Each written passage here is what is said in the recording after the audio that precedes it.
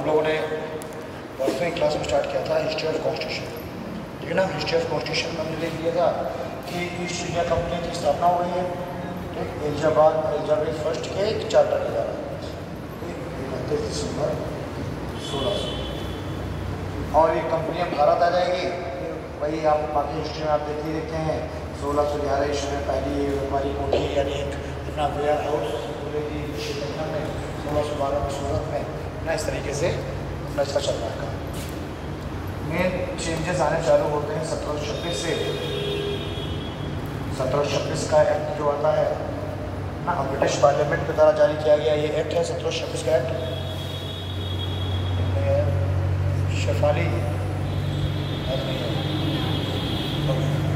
तो 1726 का जो एक्ट आता है, 1726 के एक्ट के द्वारा क्या कहा जाता है, चेंजेस किए गए कि अब कंपनी के लिए भारत में जो कानून है वो कोर्ट ऑफ डायरेक्टर्स जो ब्रिटेन में बैठे हुए हैं, कंपनी के कोर्ट ऑफ डायरेक्टर्स यानी कि जो उसके निदेशक मंडल, वो ना बना करके भारत में अपनी अपनी प्रेसिडेंसियों के लिए गवर्नर बनाएंगे।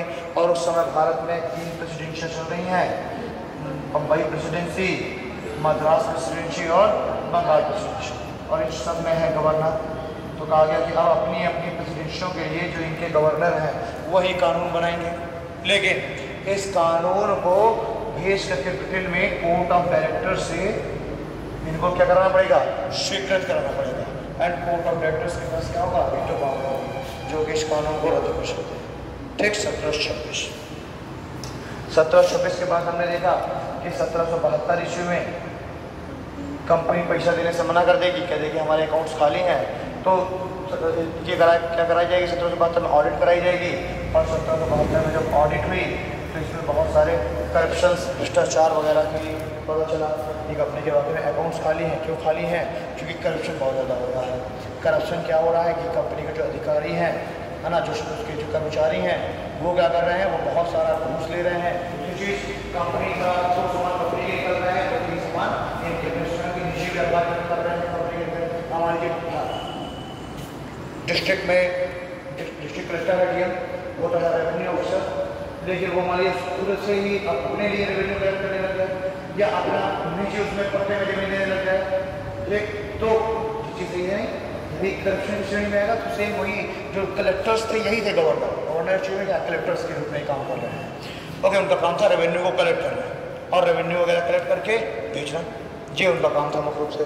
पर जब ऑडिट कराई गई तो करप्शन को पता चला, तो इसी वजह से रेगुलेटिंग एक्ट ऑफ 1773 आया, 1773 का रेगुलेटिंग एक्ट। और 1773 के रेगुलेटिंग एक्ट के द्वारा मुख्य सुधार किए गए, जिनमें से पहली बात तो कह दिया गया कि अब कोई भी कर्मचारी अधिकारी कंपनी का अपना निजी व्यापार नहीं करेगा, अपने निजी स्वार्थ के लिए जो मैग्ना कार्टा जो इनको मिला हुआ है, है ना, मैग्ना कार्टा से क्या हो रहा है कि अपने लिए अपनी सामान कंपनी का सामान लेकर के खुद ये परमिट जारी कर सकते हैं, वहाँ जारी कर सकते हैं, है ना, जो कंपनी का अधिकारी है। तो अब ये कह दिया गया कि अब केवल जो परमिट है उस परमिट से सिर्फ और सिर्फ कंपनी का ही सामान निकलेगा, निजी किसी भी व्यक्ति का सामान नहीं निकलेगा, ठीक है ना। तो पूरी तरीके से निजी व्यापार पर रोक, उस मैग्ना कार्टा के दुरुपयोग पर रोक लगा दी गई। थर्ड चीज़ क्या की गई कि ये जो गवर्नर है, कौन सा, बंगाल का जो गवर्नर है, इसी को कह दिया गया governor general of Bengal, governor general of Bengal, ठीक।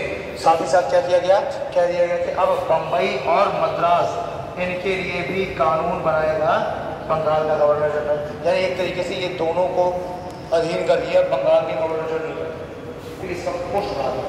अच्छा, गवर्नर जनरल हमारा सब नाम भी बदल नहीं दिया, क्योंकि अभी तक जो गवर्नर होते थे वो होते थे केवल कंपनी के आदमी, सिर्फ कंपनी के, लेकिन अब ब्रिटिश पार्लियामेंट ने हस्तक्षेप किया और कहा कि अब इन दो में तो कंपनी के आदमी बैठे रहेंगे, लेकिन ये जो बंगाल का जो गवर्नर जनरल है वो उस पर मतलब वो एक तरीके से क्या हो जाएगा, ब्रिटिश पार्लियामेंट का आदमी हो जाएगा, यानी सरकार का आदमी है। भाई हमारी मुकेश अंबानी है और वो जाता है कि किसी दूसरे देश में जाकर के वो व्यापार करने के लिए एक समय ऐसा है ना जब सरकार कहेगी कि हम सरकार से चालू कर देंगे, अगर ये ठीक है हम जो अपने ऑपरेट करें जो कि आपके अकाउंट्स की जाँच करें, सरकार को चाहिए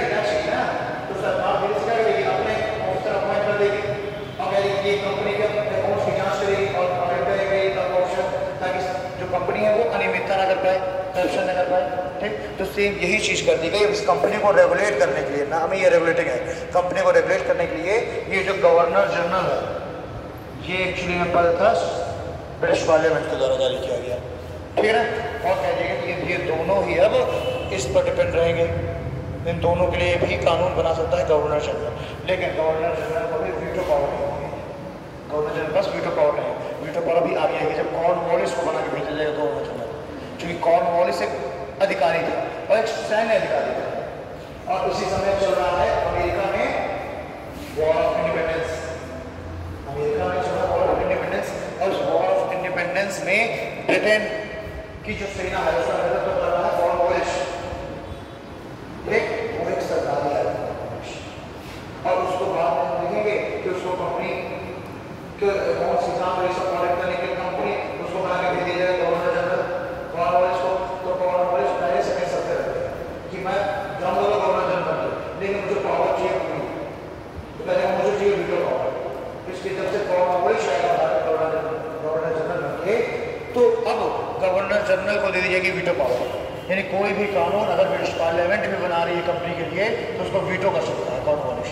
कोई सेना का आदमी है तो कहेगा कि मैं कंट्रोल तो मैं ले लूँगा, ठीक है मैं संभाल लूँगा कंपनी की, लेकिन मुझे फ्री हैंड होगा, फ्री हैंड मुझे करो, तब सेना का आदमी है भाई, सेना का अधिकारी है तो थोड़ा सा वैसे भी सख्त होगा, है ना।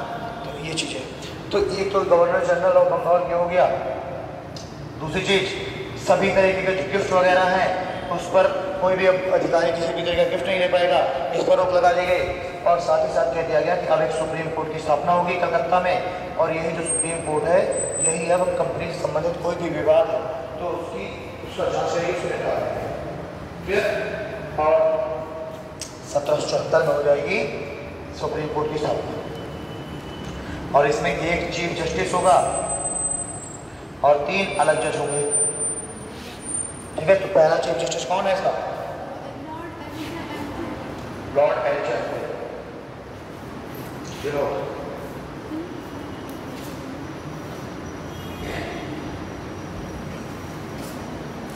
ठीक, तो लॉर्ड एलिजा एमपी हो गया पहले चीफ जस्टिस। ओके, अब ये हो गया। नेक्स्ट एक्ट आता है 1781 में,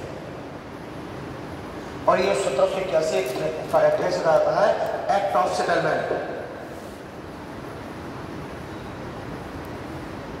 एक्ट ऑफ सेटलमेंट।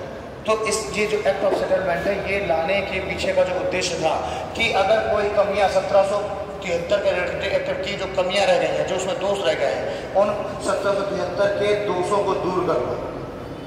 इसका बात था 1773 की जो कमियां हैं एक्ट में, इन दोषों को दूर करना।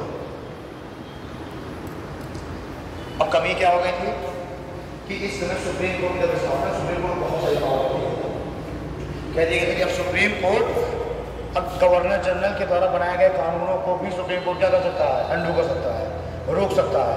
ठीक है, यानी कि अगर कोई भी कार्य कर रही है गवर्नर जनरल काउंसिल तो उसका हस्तक्षेप कर सकती है सुप्रीम कोर्ट। तो यहाँ पर मुख्य रूप से इस एक्ट ऑफ सेटलमेंट का कार्य था सुप्रीम कोर्ट के अधिकारों में कमी करना, सुप्रीम कोर्ट के अधिकारों या शक्तियों में कमी करना। ये था 1781 के एक्ट ऑफ सेटलमेंट का मुख्य उद्देश्य कि सुप्रीम कोर्ट की शक्तियों में कमी करना। और अब सुप्रीम कोर्ट ना तो गवर्नर्स बंगाल और बम्बई और मद्रास के जो गवर्नर हैं उनके कार्यों में हस्तक्षेप कर सकती, ना ही वो गवर्नर जनरल के कार्यों में हस्तक्षेप कर सकती, और ना ही वो काउंसिल ऑफ मिनिस्ट्री के कार्यों में हस्तक्षेप कर सकती। ठीक ना, जो उसकी मुख्य क्वेश्चन है। और ना ही वो अगर जो कोर्ट ऑफ डायरेक्टर्स हैं उन्होंने अगर कुछ कानून कार्य हो जाए तो ना उसमें हस्तक्षेप कर सकती है। तो ये हम देखेंगे केवल ये है 1781 का एक्ट ऑफ सेटलमेंट। ओके, अब आती है बात 1782 की। 1700 एक्ट ऑफ सेटलमेंट के जस्ट अगले ही साल 1782 कंपनी ने फिर से और साथ ही साथ कंपनी ने कह दिया कि हमारे पास पैसा भी नहीं है व्यापार करने के लिए, इसलिए ब्रिटिश पार्लियामेंट, ब्रिटिश सरकार हमको 10 लाख पाउंड लोन में दे, हमको 10 लाख पाउंड ब्रिटिश पार्लियामेंट दे सरकार, ताकि हम व्यापार कर सकें। तो गवर्नमेंट और पैसा दीजिए जो मुझे पैसा मांगने लग जाए। ठीक है ना, तो अब क्या हो रहा है कि इस समय जो गवर्नमेंट सरकार है वो है लॉर्ड नॉर्थ और लॉर्ड फॉक्सली। लॉर्ड फॉक्स, गठबंधन की सरकार चल रही है, लॉर्ड नॉर्थ और लॉर्ड फॉक्स इस गठबंधन के नेता हैं। तो कुछ समय के लिए ट्रम्प का जैसे इजराइल में देख रहे हैं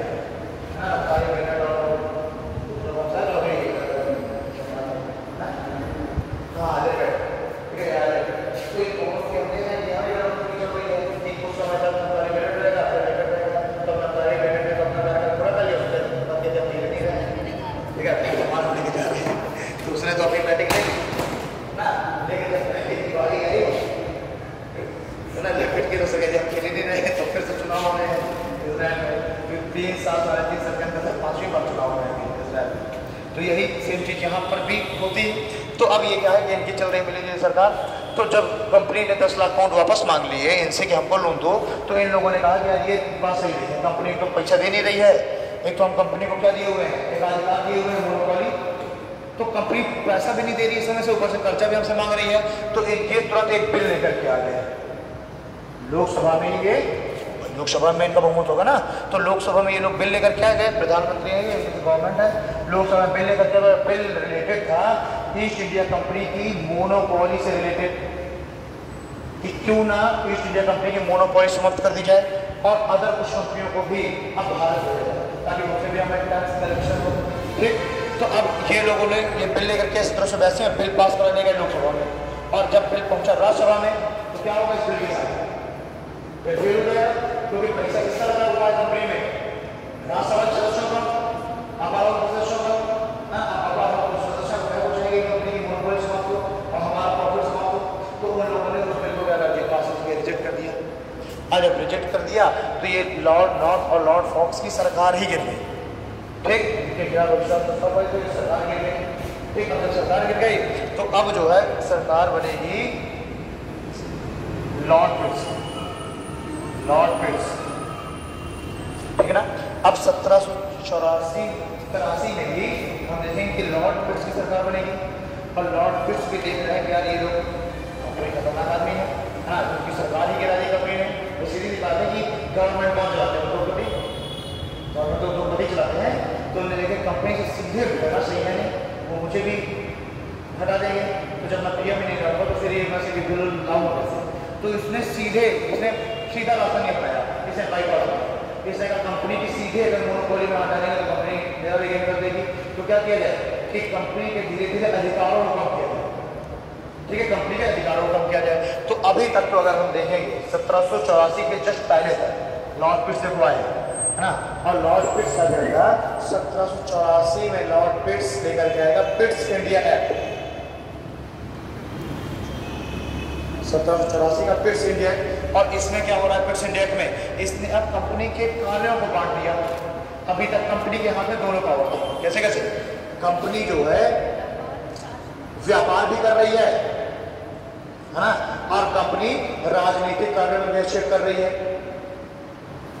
कंपनी व्यापारिक कार्य भी कर रही है, तो कंपनी पॉलिटिकल वर्क भी कर रही है, राजनीतिक कार्य, किसके साथ जो करना है, किसके साथ संधि करना है, वही हो रहा है। काशी लड़ी, बक्सर लड़ी, संधि कर ली है ना, कर्नाटक वॉर लड़ ली।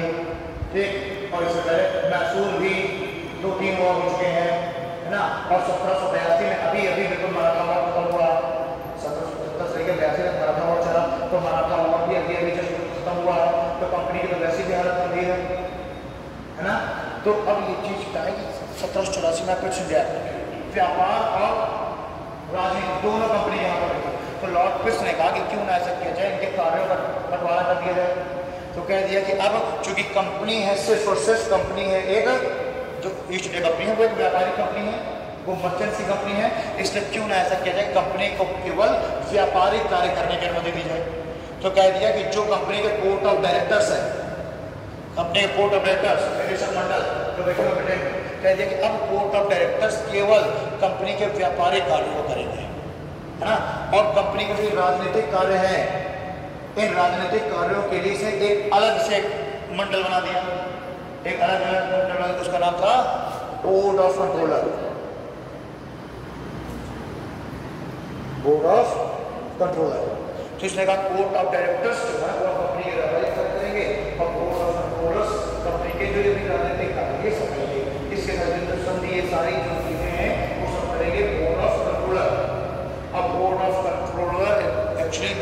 जे ब्रिटिश पार्लियामेंट की 23 सदस्य इसमें बोर्ड ऑफ कंट्रोल में कौन है? British parliament. तो इसमें 6 सदस्य बोर्ड ऑफ कंट्रोल 6 सदस्य तो 2 सदस्य तो इसमें बोर्ड ऑफ कंट्रोल में रखे गए ब्रिटिश पार्लियामेंट के, तो इसमें 6 मेंबर होने थे बोर्ड ऑफ कंट्रोल में, 6 मेंबर्स। इन 6 मेंबर्स में से 2 मेंबर थे पार्लियामेंट के, ब्रिटिश पार्लियामेंट के, और कहा गया कि 4 जो मेंबर हैं उनको भारत से ही लिया गया। भारत मतलब नहीं भारतीयों, भारत मतलब भारत से, जो भारत में जो ब्रिटिश अधिकारी वगैरह उनको, ठीक। तो 4 लेने थे भारत से, और भारत के कौन कौन से क्षेत्रों से? एक लेना था बंगाल से, एक लेना था मद्रास से, एक लेना था मुंबई से, एक लेना था अवध से, ठीक। तो बोर्ड ऑफ कंट्रोलर में 2 + 4 सदस्य कर दिए गए, तो 4 हो गए इंडिया से और 2 हो गए ब्रिटिश पार्लियामेंट से। अवध, ठीक है, आजकल अयोध्या जो ठीक। तो 6 सदस्य हो गए बोर्ड ऑफ कंट्रोलर में। तो आप एक चीज देखिए कि कंपनी के एकाधिकार भी नहीं समाप्त हुए, कंपनी की पावर भी बढ़ गई, निकल गई, पावर भी बढ़ गई। अभी तक जो बोर्ड ऑफ डायरेक्टर्स हैं वो सब कुछ कर रहे हैं, कंपनी के निदेशक जो डायरेक्टर्स हैं, अब उनकी पावर बढ़ गई, अब केवल व्यापारिक कार्य करेंगे, और सारा जो राजनीतिक कार्य है वो गया वो ब्रिटिश पार्लियामेंट के तरीके से कर रहे हैं, गवर्नमेंट के हाथ में आ गया, इनकी पावर क्या हो गई? पावर कम हो गई, ठीक है। 1784 के ब्रिटिश इंडिया एक्ट। फिर हम देखेंगे 1793 आएगा, 1793 में ये कहेंगे कि आप ऐसा करें कि ये जो कंपनी अपने अधिकारी भारत भेजेगी, तो अधिकारियों के लिए इंडिया में एक एग्जाम करना चालू कर दो। अभी तक क्या होता है कि जो बोर्ड ऑफ डायरेक्टर्स निदेशक है वही कंपनी के लिए अधिकारी को भेज रहे हैं, और उसको भेजेंगे, आपने भतीजों को भेज दिया, अपने लड़के को भेज दिया, नहीं किसी ने पैसा ही भेज दिया, इसको भेजेंगे कि अगर तुम नाम ऐसा करेंगे एग्जाम के थ्रू ही हम भारत में अपॉइंटमेंट करें, तो जो कंपनी को जो निदेशक हैं वो इस बात को मानेंगे क्या? नहीं मानेंगे, तो इन्हें ऑडिशन कर देंगे, नहीं ऐसा नहीं, ऐसा कुछ नहीं होना चाहिए। तो 1793 में कुछ पास नहीं हुआ, लेकिन 1793 में ये जरूर पास हो गया 1793 में कि अब कंपनी की मोनोपोली की हर 20 साल में समीक्षा की जाएगी। 1793 में कंपनी को 20 साल की मोनोपोली तो मिले एकाधिकार, लेकिन अब क्या कहा गया कि हर 20-20 साल के बाद कंपनी की मोनोपोली का क्या समीक्षा करेंगे कि आगे बढ़ाना है कि नहीं बढ़ाना होगा।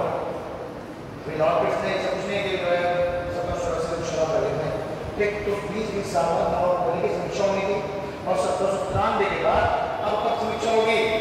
1813 में, और 1813 में जब इसकी समीक्षा हुई तो बहुत सारे सुधार हुए।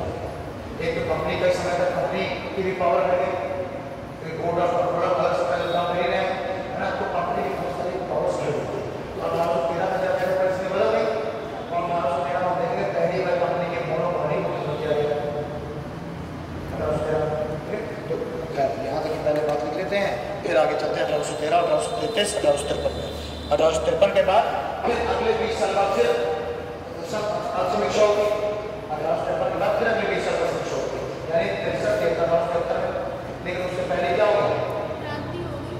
हाँ, रिवॉर्ड ऑफ इंडिपेंडेंस में 1857 क्रांति हुई, परिस्थितियाँ बिल्कुल बदल गई।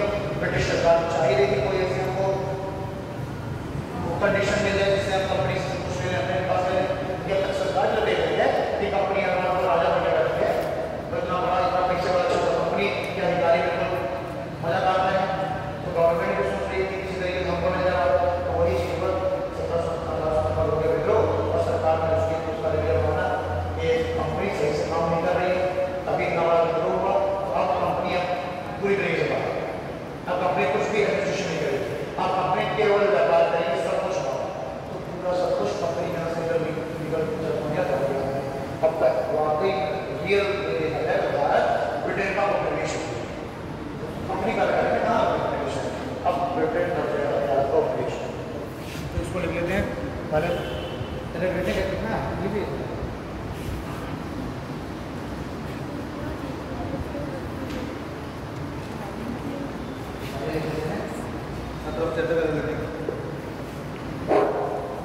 सत्रह सौ बहत्तर वाले उधर लिखने हो ना, केवल उसमें 2-3 पॉइंट है 1772 तो 1726 2-3 पॉइंट है। एक ये है कि अब कंपनी के लिए जो भी कानून है वो ब्रिटेन के में जो ब्रिटिश बोर्ड ऑफ डायरेक्टर्स है वो बना करके भारत में ही गवर्नर अपने अपने लिए प्रोविंस ले बनाएंगे ना, तो 1700 मेन है 1773 का रेगुलेटिंग एक्ट। ठीक, तो लिखिए जरा, लिखिए 1772 इशू में, 1772 इशू में कंपनी ने ब्रिटिश सरकार को 1772 में कंपनी ने ब्रिटिश सरकार को धन देने से मना कर दिया। जो 4 लाख धन देने से मना कर दिया, और इस कारण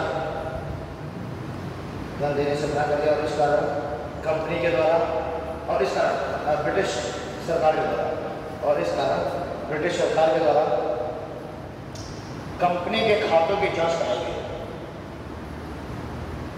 कंपनी के अकाउंट्स की ऑडिट कराई गई,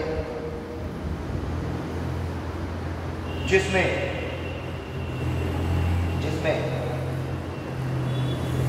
कंपनी के भीतर चल रहे भ्रष्टाचारों का खुलासा हो गया, जिसमें कंपनी के भीतर चल रहे भ्रष्टाचारों का खुलासा हो गया।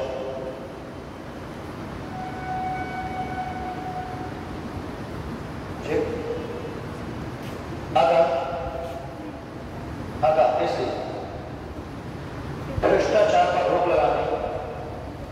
इसलिए भ्रष्टाचार पर रोक लगाने, और कंपनी को रेगुलेट करने के लिए, इसलिए भ्रष्टाचार पर रोक लगाने और कंपनी को रेगुलेट करने के लिए 1773 का रेगुलेटिंग एक्ट आया। रोक लगाने के लिए 1773 का रेगुलेटिंग एक्ट आया। अब 1773 का रेगुलेटिंग एक्ट, 1773 का रेगुलेटिंग एक्ट।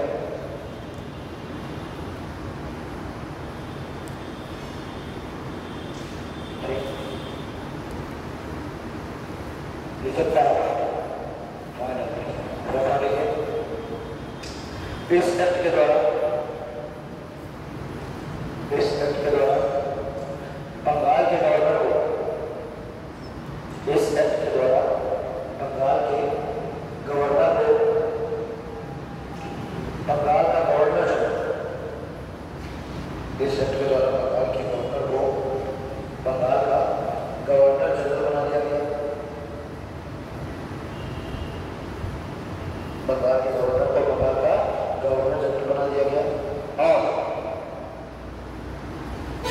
और इसे ही बंबई तथा मद्रास, और इसे ही बंबई तथा मद्रास के लिए भी कानून बनाने का अधिकार दिया गया, और इसे ही मद्रास तथा बंबई के लिए कानून बनाने का और रेगुलेट करने का अधिकार दिया गया, कानून बनाने का और रेगुलेट करने का अधिकार दिया गया।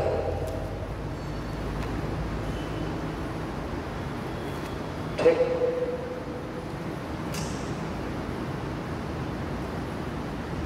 परंतु गवर्नर जनरल ऐसा कानून अपनी मर्जी से नहीं बना सकता, परंतु गवर्नर जनरल ऐसा कानून अपनी मर्जी से नहीं बना सकता, जबकि उसे अपनी मर्जी से नहीं बना सकता, और उसे अपनी मर्जी से नहीं बना सकता, और उसे कोर्ट ऑफ डायरेक्टर्स से अनुमति लेनी होगी, और उसे कोर्ट ऑफ डायरेक्टर्स से अनुमति लेनी होगी।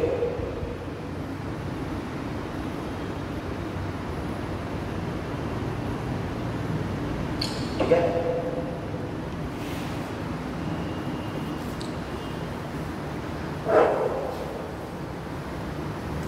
देखो काम की बात जो यहाँ पे हमें काम किया है, क्योंकि गवर्नर जनरल ही अभी तक देखो वो ये समझना, जो ये धीरे धीरे जो हम लोग कॉन्स्टिट्यूशन पढ़ रहे हैं ना, तो हमें देखना है कि किस तरीके से हमारे जो लोअर हाउस है, हमारे उसमें भी सदस्य जितने हो गए है ना, ये किस क्रम से हुए हैं, इसकी शुरुआत यहीं से होगी। अभी इससे पहले तक जो गवर्नर जनरल है, जो गवर्नर्स, अभी गवर्नर जनरल है, अब ये गवर्नर्स, और गवर्नर्स कानून बना रहे नहीं है, कानून बन के आ रहा है ब्रिटेन से अभी तक 1773 से पहले। तो जो गवर्नर्स हैं बम्बई, मद्रास और बंगाल के, उनके पास सिर्फ और सिर्फ कैसी पावर है? एक्सिक्यूटिव पावर, कार्यपालिका शक्ति है। कानून बन के आ रहा है ब्रिटेन से और उस कानून को लागू करा रहे हैं केवल गवर्नर्स। तो अभी तक गवर्नर्स हैं एक्सिक्यूटिव पावर के रूप में, यानी कार्यपालिका शक्ति कौन कर रहा है, का निर्वहन कौन कर रहा है? गवर्नर। लेकिन जब से आगे बन गया गवर्नर जनरल, और मैंने कहा कि गवर्नर जनरल ही भारत में अपने प्रोविंस के लिए या फिर मुंबई और मद्रास के लिए कानून गवर्नर जनरल ही बनाएगा। मतलब कि इसको कौन सी पावर मिल गई? लेजिस्लेटिव पावर भी इसी को मिल गई, नहीं मिल गई? तो अब लेजिस्लेचर पावर भी मिल गई गवर्नर को, गवर्नर जनरल को, एंड एग्जीक्यूटिव पावर भी मिल गई इसी को। भाई एग्जीक्यूटिव पावर तो ऑलरेडी इसके पास ही थी, तो कानून को लागू कराएगा, एग्जीक्यूटिव पावर भी इसके पास है। लेकिन अंतर क्या हुआ? अब जो है कह दिया गया कि गवर्नर जनरल क्योंकि अकेले तो कानून बना नहीं सकता, तो गवर्नर जनरल के कार्यों में सहायता करने के लिए 4 काउंसिल ऑफ मिनिस्ट्री, या मैं कह दूं इसके 4 मंत्री परिषदों का अपॉइंटमेंट किया गया। गवर्नर जनरल की जो परिषद है उसमें 4 सदस्यों का अपॉइंटमेंट हुआ, 4 मेंबर्स, और आगे उन्होंने कह दिया गवर्नर जनरल की काउंसिल ऑफ मिनिस्ट्री। अब गवर्नर जनरल और इसके जो 4 मेंबर हैं, ये जो 4 मेंबर हैं इनका अपॉइंटमेंट कौन करेगा? British parliament. मैंने कहा ये यहाँ पर ये है चूंकि रेगुलेटिंग एक्ट, तो रेगुलेटिंग एक्ट में क्या है?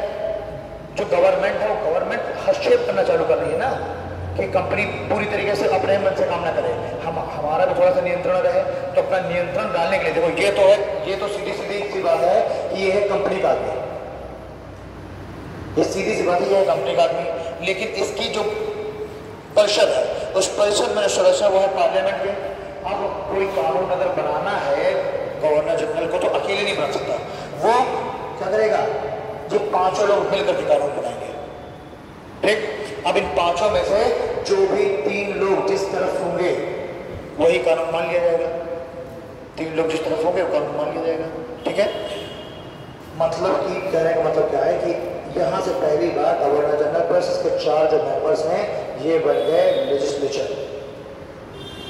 यानी अगर विधायिका की बात करें तो विधायिका क्या है? ये है विधायिका। और अगर मैं एक्सिक्यूटिव की बात करूं तो एक्सिक्यूटिव कौन है? केवल गवर्नर जनरल, ये है एग्जीक्यूटिव। क्योंकि जब कानून बनाना है तब तो काउंसिल ऑफ मिनिस्ट्री की सलाह ली जाएगी, लेकिन जब कानून को अप्लाई करना है, लागू कराना है, तो उसकी पावर गवर्नर जनरल के पास है, ठीक? तो यहाँ पर एग्जीक्यूटिव है गवर्नर जनरल और लेजिस्लेचर में है ये 5 सदस्य। सेम अगर आज की हम बात करें, वर्तमान परिपेक्ष की बात करें, तो जो लेजिस्लेचर है उस लेजिस्लेचर में कुल कितने सदस्य हैं?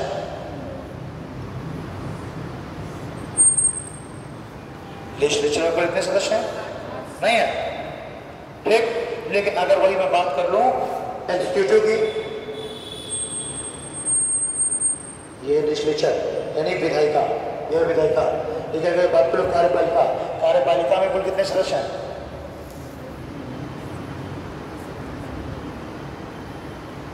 तुम लोगों के दिमाग में अभी इमेज नहीं बनी कार्यपालिका है क्या? हाँ, तो लगभग कितने सदस्य होंगे? लगभग बता दो। कैसे? 80 कैसे? इस संख्या 80 कैसे आ गई? तो मंत्रालय तो सरकार शिक्षा मंत्रालय बना देगी, कपड़ा मंत्री अलग बना देगी, है ना? एमएसएमई मंत्री अलग बना देगी, महिला मंत्री अलग, बालक मंत्री अलग। तो उस तरह तो वो क्या करेगी? बीजेपी के 350 सदस्य जीत के आए, वो 350 मंत्रालय बना देगी बीजेपी, क्योंकि सबको खुश करना है ना। कितने मंत्रालय बना देगी? वो तो बना देगी, सब जितने इच्छा करेगी बना देगी। चारा मंत्री अलग, गाय मंत्री अलग, भैंस मंत्री अलग, दुग्ध मंत्री अलग। तो इसके पीछे क्या तर्क है? कितने सदस्य हो सकते हैं एग्जीक्यूटिव में? कार्यपालिका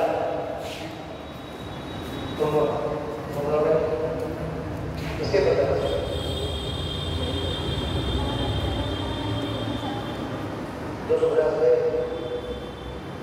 उसको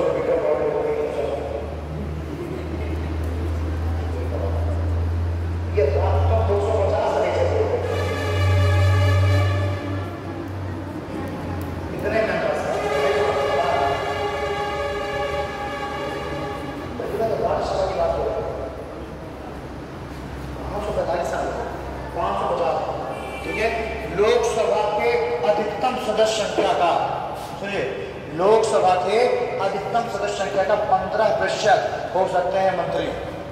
जो काउंसिल ऑफ मिनिस्टर है, जो मंत्रिपरिषद है, उनकी अधिकतम संख्या हो सकती है लोकसभा की कुल संख्या का 15%। तो लोकसभा की कुल संख्या कितनी है? 550। इस 550 का 15% ये होंगे क्या? अधिकतम मंत्रिपरिषद। लगभग 82-83 इतने सदस्य होंगे काउंसिल ऑफ मिनिस्ट्री में विद प्रधानमंत्री। पीएम को मिला, पीएम भी काउंसिल ऑफ मिनिस्ट्री में ही एक पद, अलग नहीं है, ठीक है। तो ये होंगे अधिकतम। लेकिन देखो कंडीशन, जो लोकसभा के अधिकतम सदस्य संख्या का 15% हो सकते हैं काउंसिल ऑफ मिनिस्ट्री के सदस्य, लेकिन ये जो 15% है ये लोकसभा और राज्यसभा इन दोनों से मिलाकर के हो सकते हैं। ऐसे कोई बाउंडेशन नहीं है। ये 15% होंगे भी केवल लोकसभा से ही नहीं, लोकसभा कुल सदस्य चाहे 15% होंगे, लेकिन लोकसभा और राज्यसभा दोनों से लिए जा सकते हैं। स्मृति ईरानी है क्या समझ, ठीक है ना? तो इस तो हम देख रहे मनमोहन सिंह भी राज्यसभा से ही थे, लोकसभा जीते नहीं पाए तो फिर राज्यसभा से हुआ है। वो प्रधानमंत्री बने, तो प्रधानमंत्री भी जरूरी नहीं कि लोकसभा से हो, प्रधानमंत्री के राज्यसभा से भी हो सकता है। ऐसा कुछ नहीं है क्योंकि वो लोअर हाउस से ही होगा, निम्न सदन से लोकसभा से होगा, नहीं, राज्यसभा से हो सकता है प्रधानमंत्री, कोई भी मिनिस्टर हो सकता है राज्यसभा से। लेकिन अधिकतम लोकसभा की कुल सदस्य संख्या तो 15% ज़्यादा नहीं हो सकता। तो आज का देखें एग्जीक्यूटिव है मान लो 82। उस समय देखो, उस समय जब ये शुरुआत हुई तो एग्जीक्यूटिव में है 5 सदस्य और सॉरी लेजिस्लेटिव में है 5 सदस्य लेजिस्लेशन में, और एग्जीक्यूटिव में 1 सदस्य। तो इसी 5 से ही 800 आना और 1 से 82 का आना, यही है हमारे कॉन्स्टिट्यूशन का विकास, संविधान। मतलब ये जो पार्लियामेंट उसका डेवलपमेंट।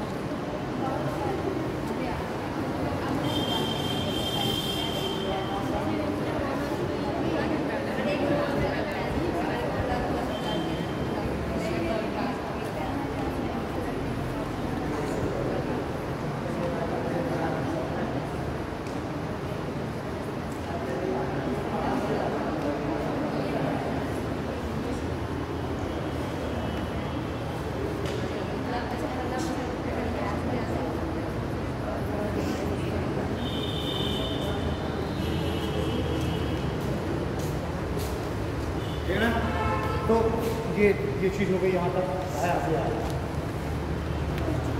हाँ, ये गलत बात है। अरे ऐसे आती बोलने को बिना गाना कैसी आती है क्या? समझ नहीं आ रहा। सब ये 5 बीस आता है। Good question.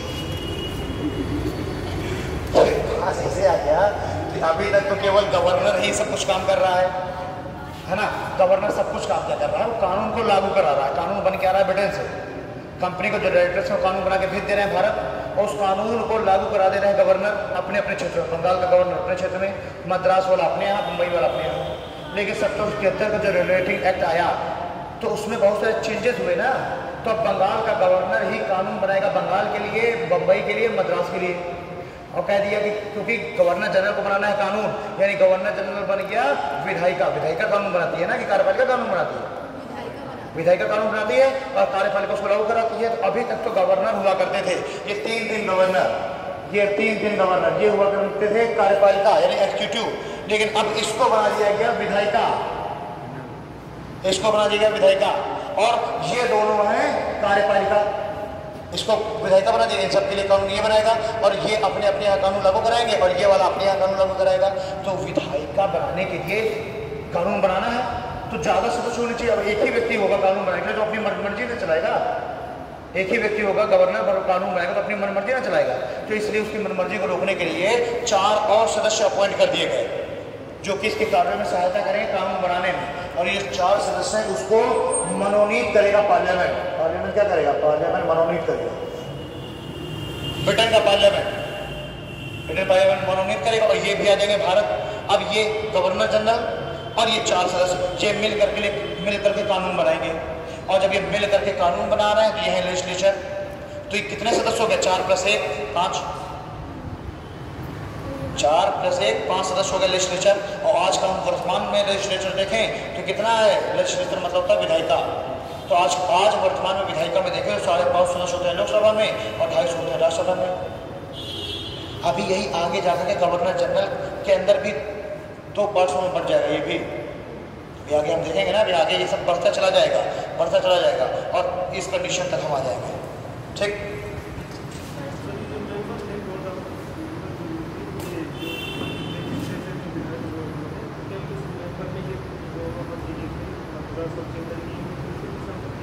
किसको मद्रास और उसके गवर्नर को शामिल नहीं किया जाएगा। एक व्यक्ति को शामिल किया जाएगा। वो गवर्नर अपने यहाँ से एक व्यक्ति को वो करेगा, ठीक है, अपॉइंट करेगा।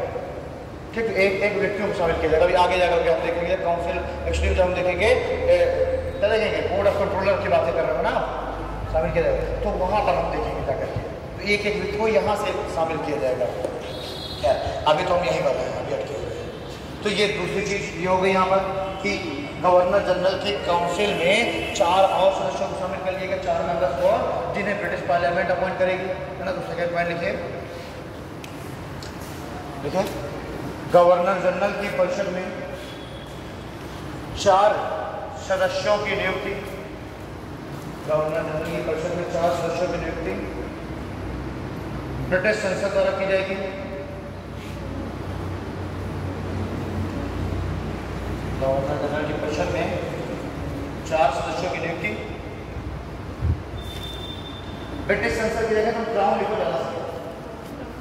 हाँ, क्राउन 4 सदस्यों की नियुक्ति नहीं, नियुक्ति उन्होंने 4 सदस्यों को मनोनीत क्राउन के द्वारा किया जाएगा। गवर्नर जनरल की काउंसिल में 4 सदस्यों का मनोनयन क्राउन के द्वारा किया जाएगा। और अब गवर्नर जनरल और ये 4 सदस्य और अब गवर्नर जनरल और ये 4 सदस्य मिलकर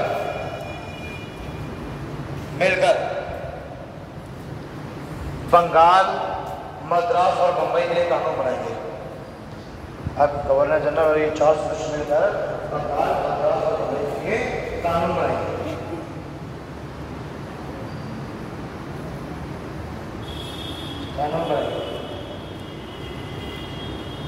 परंतु इस कानून को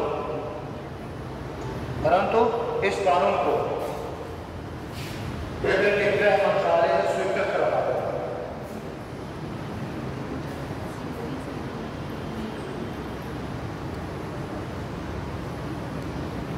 इस कानून को ब्रिटेन के गृह मंत्रालय से स्वीकृत कराना होगा। देख,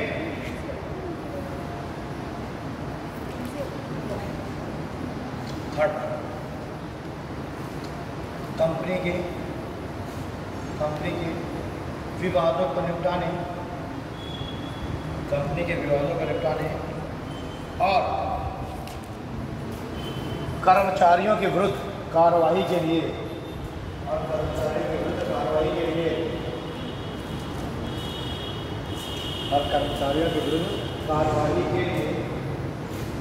इस एक्ट के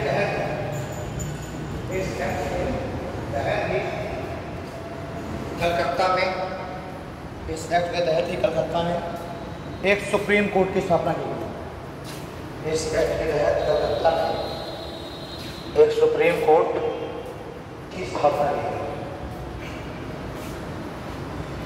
इस एक्ट के तहत सुप्रीम कोर्ट में वो कलकत्ता में सुप्रीम कोर्ट की स्थापना की गई, जिसके पहले मुख्य न्यायाधीश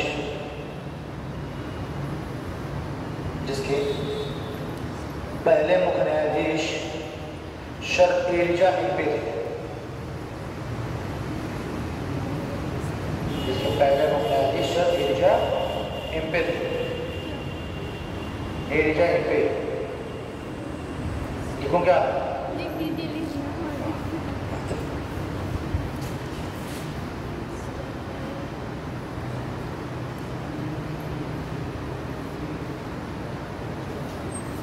सर एलिजा इम्पे थे।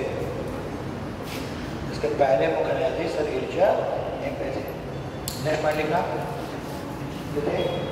पहले गवर्नर और पहले गवर्नर जनरल और बंगाल का पहला गवर्नर जनरल वॉरेन हेस्टिंग्स को बनाया गया। और बंगाल का पहला गवर्नर जनरल वॉरेन हेस्टिंग्स को ही बनाया गया।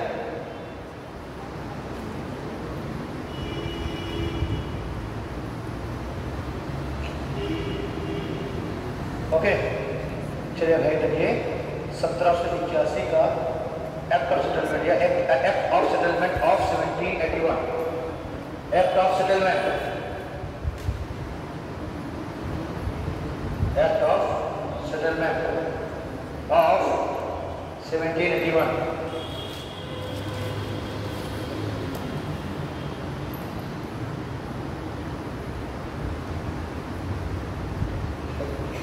देखिए इस कानून के तहत एक्ट ऑफ सेटलमेंट ऑफ 1781, इस कानून के तहत ईस्ट इंडिया कंपनी, शॉर्ट में लिखा करो EIC, इस एक्ट के तहत east India company governors, east India company governor और गवर्नर जनरलों को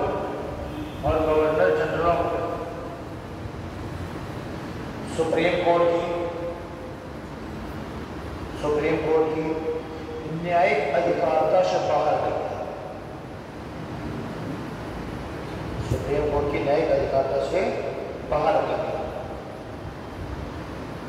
अर्थात सुप्रीम कोर्ट की शक्तियों में कमी की गई, अर्थात सुप्रीम कोर्ट की शक्तियों में कमी की गई।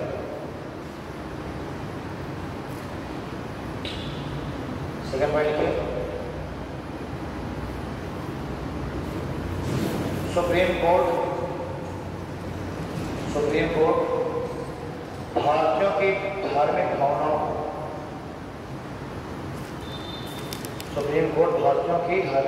को ठेस नहीं पहुंचाएगा।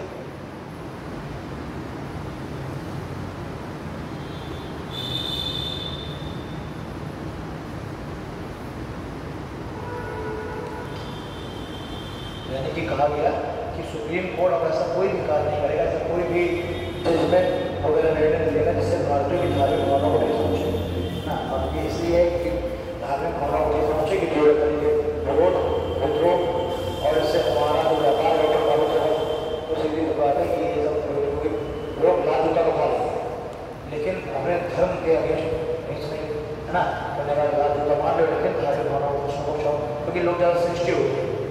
और यही आगे जाके हम देखेंगे कि यही ये सब करने लगेंगे और यही सब कारण बन जाते हैं मिलजुल करके क्रांति करते हैं।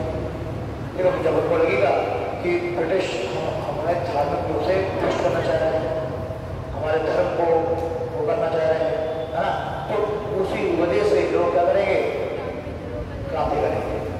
मंगल पांडे तो देखोगे मूवी, तो मंगल पांडे देखो पहले कितना बिल्कुल भक्त थे वो कंपनी के, लेकिन जब उनको लगा कि कंपनी मिली धर्म को ठेस पहुंचा रही, कंपनी एक कानून लेकर के आगे 1856 कंपनी कानून लेकर के आ गई, ठीक है, सैनिक सेवा अधिनियम।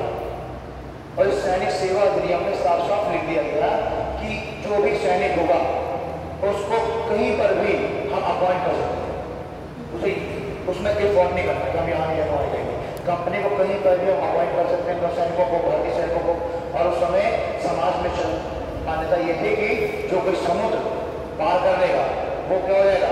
वो धार्मिक रूप से भ्रष्ट हो जाएगा, उसका धर्म भ्रष्ट हो जाएगा। और यही किया जब अफगान वॉर वगैरह चले तो उस दौरान बहुत सारे भारतीय सैनिकों को जवाबिया भर करके अफगानिस्तान, म्यांमार, वो सब जगह ले जाती थी कंपनी। कहीं दूसरी जगह अगर वो अपना प्रवेश बना रही तो वहाँ भारतीयों को ले जाती थी। तो एक तो समुद्र पार कर लिए भारतीय। और दूसरी बात, अफगानिस्तान वगैरह वाले क्षेत्रों में जब भारतीय रहे तो चूंकि जो सैनिक थे उन सैनिकों में ज़्यादा से ज़्यादा जो संख्या थी वो थी ब्राह्मणों की। ठीक, तो ये अगर काटते ही ज़्यादा थे सैनिक के रूप में। तो इन जब ये सभी सैनिकों को लेकर के जाया गया कहीं दूसरी जगह, तो वहाँ पर तो ये सब नहीं मिलेगा ना कि पंडित जी को खाना पंडित जी बनाए, वो भी खाना बना सकता है और सबको साथ में मिलकर खाना पड़ेगा। भाई सेना में तो ये नहीं चलता ना कि सेना में ये सब जहाँ धर्म चले, सेना में तो सबको बराबर काम करना पड़ता है। एक जैसे मिलकर एक जैसा खाना मिलेगा, एक साथ रहना। तो ये सब एक साथ मिलकर खाते थे एक साथ ही, और एक ही लोग के लिए खाना बनता था। तो ये जो वो थे ब्राह्मण वगैरह, उनको इस बात से थोड़ा सा वो लगता था कि यार बताओ तो खाना कौन बना रहा है ना, दूसरे को सुबह खाना की सरकार मुस्लिम के बगल में बैठा है, हम बैठे हैं, ये सारी चीज़ें। और जब वो लौट करके वो भारत आए तो जब अपने गाँव गए तो गाँव वालों ने उनको समाज से बहिष्कृत कर दिया कि एक तो समुद्र लाख के आया है, समुद्र पार करके आया है, तो ये धार्मिक रूप से भ्रष्ट हो गया। दूसरा, अफगानिस्तान में था ये, और अफगानिस्तान में जब ये था तो वहाँ पर चूँकि वेजिटेरियन खाना था नहीं, तो नॉन वेज खाने की ज़्यादा इजीली अवेलेबल होगा, तो देखा ये सब जो है सब फूड खा के आया है। तो ये धार्मिक रूप से भ्रष्ट को माने समाज से बहिष्कृत कर दिया गया। तो अब समाज से बहिष्कृत आदमी क्या करेगा? समाज से बहिष्कृत आदमी क्या करेगा? वो अपना गुस्सा किसी न किसी के ऊपर निकालेगा, फिर तो निकाला। इसलिए तो कहा जाता है कि ये शिनाइट म्यूटिनी है, सैनिकों का विद्रोह है। ठीक, ओके। तो 1781 का हमने देख लिया एक्ट ऑफ सेटलमेंट। अब लिखिए 1784 का Brits India act, Brits India act of 1784, Brits India act of 1784।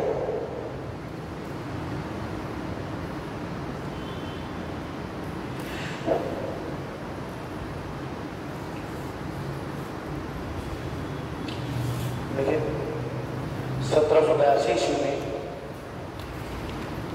1782 ईस्वी में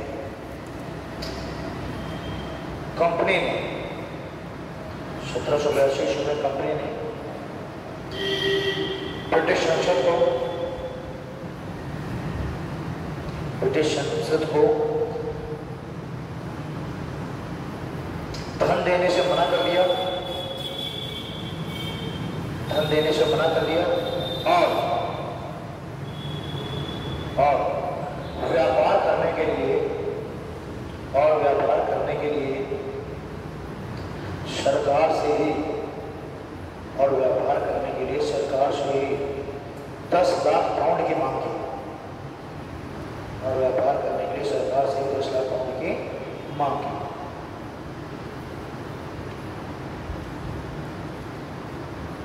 ठीक, इस कारण तात्कालीन सरकार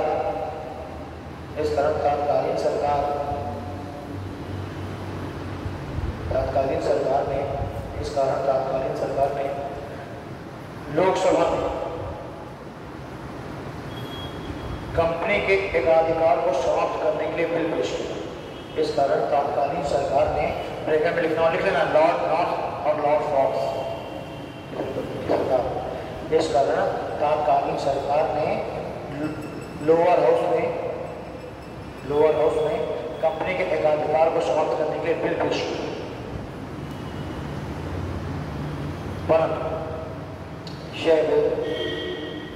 परंतु यह बिल अपर हाउस में पास नहीं हो सका।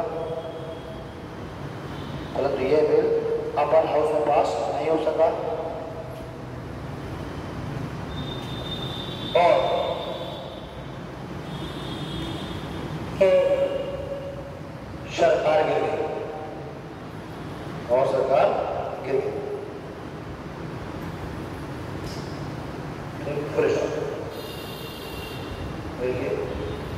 नई सरकार लॉर्ड पिट्स के नेतृत्व में बनी। नई सरकार का गठन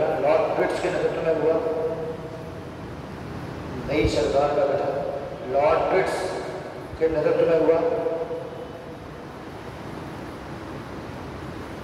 और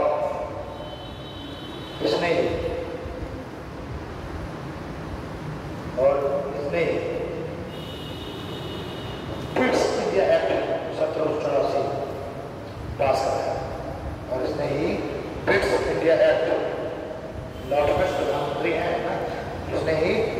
इंडिया एक्ट 1784 पास हुआ। ठीक, नेक्स्ट वन। इस एक्ट का मुख्य उद्देश्य, इस एक्ट का मुख्य उद्देश्य कंपनी के शक्तियों में कमी करना था। इस एक्ट का मुख्य उद्देश्य कंपनी की शक्तियों में कमी करना था।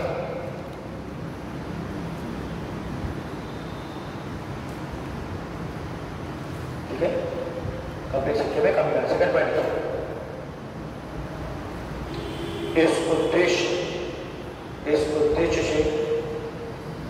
इस उद्देश्य से कोड ऑफ डायरेक्टर्स के समानांतर ही, इस उद्देश्य से कोड ऑफ डायरेक्टर के समानांतर ही, इस उद्देश्य कोड ऑफ डायरेक्टर के समानांतर ही बोर्ड ऑफ कंट्रोलर, इस उद्देश्य से कोड ऑफ डायरेक्टर्स के समानांतर ही बोर्ड ऑफ कंट्रोलर की नियुक्ति की गई।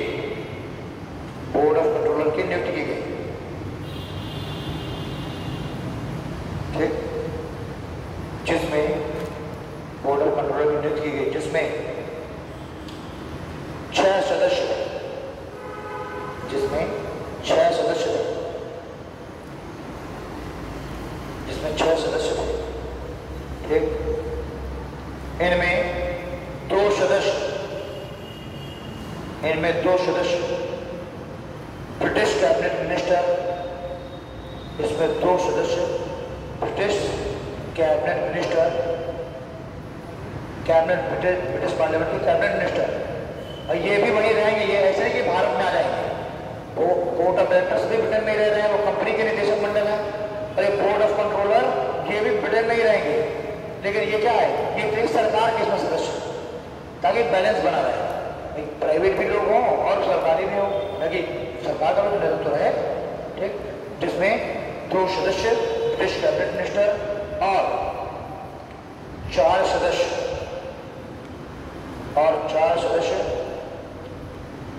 क्राउन द्वारा मनोनीत थे, और 4 सदस्य क्राउन द्वारा मनोनीत थे।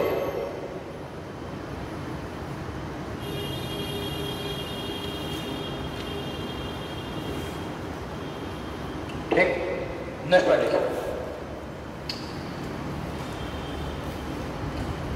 इस प्रकार भारत में द्वैध शासन ने दायर की। इस प्रकार भारत में प्रधान क्लाइव लेके आया गया। ठीक है ना, इस प्रकार भारत में द्वैध शासन का भी प्रारंभ हुआ। एक द्वैध शासन जैसी व्यवस्था नहीं आती कि अलग अलग 2 लोगों के द्वारा शासन हो रहा है, 2 बॉडीज के द्वारा।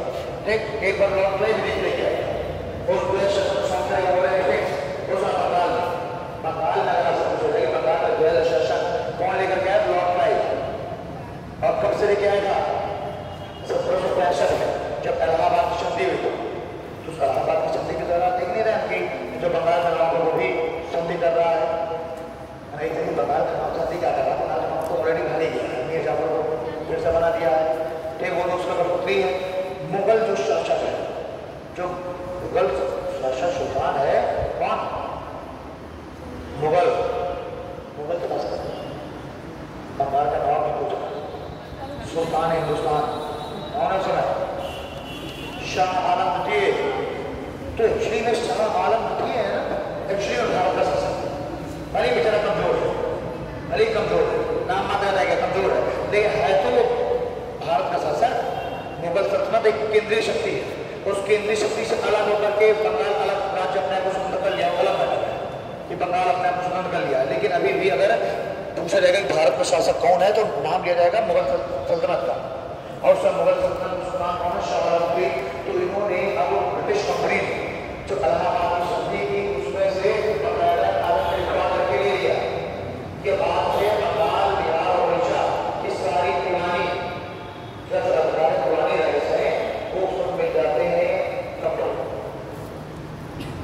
इससे पहले कभी राशि के लिए अभी से सारा कुछ कंट्रोल लेकिन एक रिटर्न में नहीं दिया किसी आजादी में। अब यहाँ से 1765 से इन्होंने क्या लिया, मुगल शासन ने लिखवा के ले लिया कि सारा जो रेवेन्यू राइट्स है उसका ब्रिटिश की चीजें बनेगा, पूरा जो राजस्व है कौन कलेक्ट करेगी, कंपनी बंगाल के उड़ीसा से। लेकिन कंपनी राजस्व कलेक्ट कर रही, कंपनी जिम्मेदारी नहीं करना चाहती। जब आगे हम जाए साहब नाली रोड के साथ करा दो, रोड बनवा दो, लाइट नहीं है लेकर आ सकता, तो ये जिम्मेदारी करना चाहे। तो उसने कहा कि हम अच्छा चाहते हैं कि पूरा रेवेन्यू मिले, लेकिन जो डे बाई डे का जो एडमिनिस्ट्रेशन जिसे निजामत कार्य है, ये राजस्व कार्य है, रेवेन्यू में करना और निजामत कार्य होगा डे बाई डे का सारा एडमिनिस्ट्रेशन प्रशासन। तो उसके लिए उन्होंने बंगाल के कल को बुलाया, इनके परिवार और उसको बजा के नवाब की गति में 1765 के बाद इलाहाबाद की ट्रीटी के बाद, ठीक ना, तो बन गया गद्दी का बन गया नजरुद्दौला, ठीक। तो वो क्या है, अब वो उसको पास केवल जिम्मेदारियां हैं, दायित्व हैं बंगाल के नवाब के पास, और सारा जो मलाई है किसके हाथ में, कंपनी के। तो कंपनी पूरा राजस्व कलेक्ट कर रही है कंपनी। तो ये बताओ कि बंगाल का नवाब बिना पैसा के एडमिनिस्ट्रेशन कर लेगा क्या? तो उसको आना किसी पास है, कंपनी के पास, इधर देखो रोड खराब हो गई 50,000 रुपये, तो देखा जाए तो सारा कंट्रोल में भी है ना। लेकिन लोगों को देखने में क्या लगा, हमारी घर में देखने क्या लगेगा कि शासन किसका है, नवाब। तो लॉर्ड क्लाइव ने अपने पुस्तक में लिखा कि 1765 की संधि के बाद भी हम बंगाल में शासक नहीं बने। क्यों? क्योंकि हमको डर था कि नहीं, हमको शासक बना दे करके जो राजे रजवाड़े हैं, जो शासक है, वो एकजुट ना हो, उन्हें तो लगेगा कि ये बंगाल के शासक बन गए, कल बंगाल के शासक बन जाएंगे। तो लॉर्ड क्लाइव ने कहा कि जो हमको डर था कि कहीं हमें शासक की गति में ले करके सब एकजुट ना हो, तो इसलिए सारा रेवेन्यू राइट्स करने के पीछे हम। लेकिन किसको है, बंगाल में नवाब, बंगाल का नवाब, मुगल शासक नहीं, बंगाल की गद्दी में वीर जाफर के लिए परिवार के लड़े। तो उसको प्रशासन को अनुभव नहीं है, छोटा बड़ा पढ़ के बता दिया, अनुभव नहीं है तो सब कुछ पूछा है कंपनी से। तो देखा जाए तो किंग मेकर कौन है, कंपनी किंग बड़ा नहीं बड़ा तो गद्दी मेकर। तो सारी जो बोर्ड है उसके हाथ में कंपनी के ऊपर देखे पीछे व्यक्ति उठा रही है नवाब को, है ना। तो नहीं चीज ये वहां पर क्या है शासन इन तैयार किया। अगर पूछे बंगाल में कौन लेकर क्या है क्लाइव, और खत्म किसने किया, वॉरेन हेस्टिंग्स ने। 1772 में जब वॉरेन हेस्टिंग्स आएगा गवर्नर बनकर बंगाल का, तो खत्म कर देगा द्वैध शासन। और लेकिन अगर भारत में हम द्वैध शासन की बात करें कि भारत में द्वैध शासन कब से स्टार्ट हुआ, तो 1784 के फिफ्थ इंडिया से। तो यहाँ पर जो कार्य हैं, पावर से जो सारा जो प्रशासन है वो अलग हाथ में, यानी राजनीतिक पॉलिटिकल पावर अलग हाथ में, और सिर्फ व्यापार दूसरे के हाथ में। फिर अभी तक दोनों काम करता था, यहाँ से शक्ति का बंटवारा कर दिया गया। तो ये भी एक तरीके का क्या द्वैध शासन है, दो संस्थाएं काम कर रही हैं, है ना। तो कमर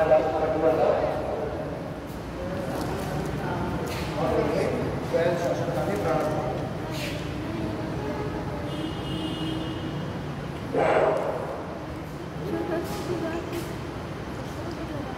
1784%। हाँ, इसमें थे और यहीं से द्वैध शासन का भी प्रारंभ हुआ। समस्त व्यापारिक शक्तियां कोर्ट ऑफ डायरेक्टर्स, सभी व्यापारिक शक्तियां कोर्ट ऑफ डायरेक्टर्स के द्वारा, व्यापारिक शक्तियों के व्यापारिक कार्य लिखो तो ज्यादा बेटर है। समस्त व्यापारिक कार्य कोर्ट ऑफ डायरेक्टर्स के द्वारा, और समस्त राजनीतिक कार्य बोर्ड ऑफ कंट्रोलर, और समस्त व्यापारिक राजनीतिक कार्य बोर्ड ऑफ कंट्रोलर के द्वारा किए जाते हैं। ठीक, अब बोर्ड ऑफ कंट्रोलर में कौन है सदस्य, ब्रिटिश पार्लियामेंट के, यानी कि सरकार के उसमें लोग हैं, और यहाँ पर प्राइवेट लोग हैं। तो उन्हें प्राइवेट लोगों को कह दिया कि तुम व्यापार क्यों करो, और सरकारी जो संस्था है वो कहेंगे कि आप राजनीति में देखेंगे, यानी कब किसके साथ युद्ध करना है, कब किसके साथ संधि करना है, किन शर्तों के साथ संधि करना है, ये सब कौन बनाएगा, वो बोर्ड ऑफ कंट्रोलर।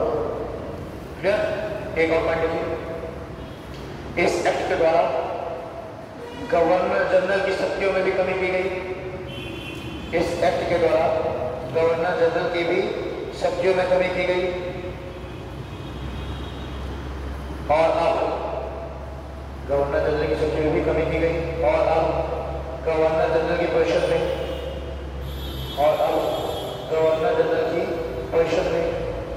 चार की जगह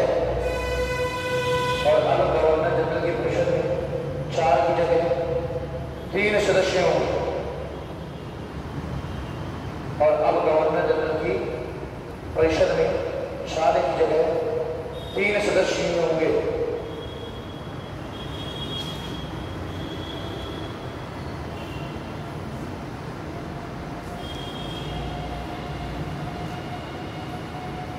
ठीक, पहले गवर्नर जनरल में 1+4 थे ना, तो ये कहते हैं कि 1+4 नहीं होंगे, हम होंगे 1+3। तो गवर्नर जनरल की जो परिषद है उसको अब देखिए 1793 का चार्टर एक्ट। अब यहाँ से चार्टर एक्ट आना चालू हो जाएगा, हर 20 साल में चार्टर एक्ट आएगा। बस इसी देखो 1784 में एक चीज़ 1784 में ही कह दिया गया था कि हम जो है हम लोग एक नियमित अंतराल में कंपनी के जो मोनोपोली है उनकी समीक्षा कराएंगे एक नियमित अंतराल में। और 1793 से कंफर्म करेंगे हर 20 साल में समीक्षा करेंगे। ठीक है, तो 1793 का चार्टर एक्ट। पहला पॉइंट लिखिए, इस एक्ट के द्वारा कंपनी के एकाधिकार की हर 20 साल बाद समीक्षा की जाएगी। इस एक्ट के द्वारा कंपनी के एकाधिकार की हर 20 साल के बाद समीक्षा की जाएगी।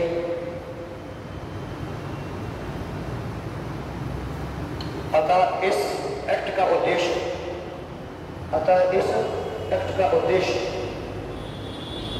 कंपनी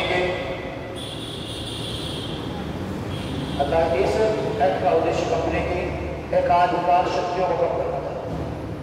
इस एक्ट का उद्देश्य कंपनी की एकाधिकार शक्तियों को कम करना था।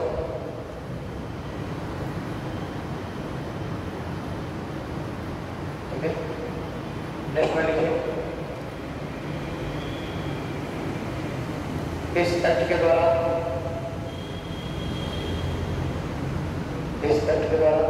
गवर्नर जनरल को वीटो शक्ति दी गई। इस एक्ट के द्वारा गवर्नर जनरल को वीटो शक्ति दी गई।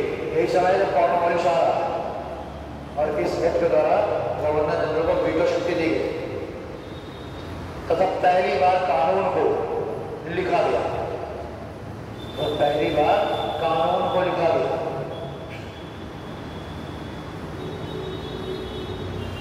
ठीक, और नेक्स्ट पॉइंट लिखिए, अब बोर्ड ऑफ कंट्रोलर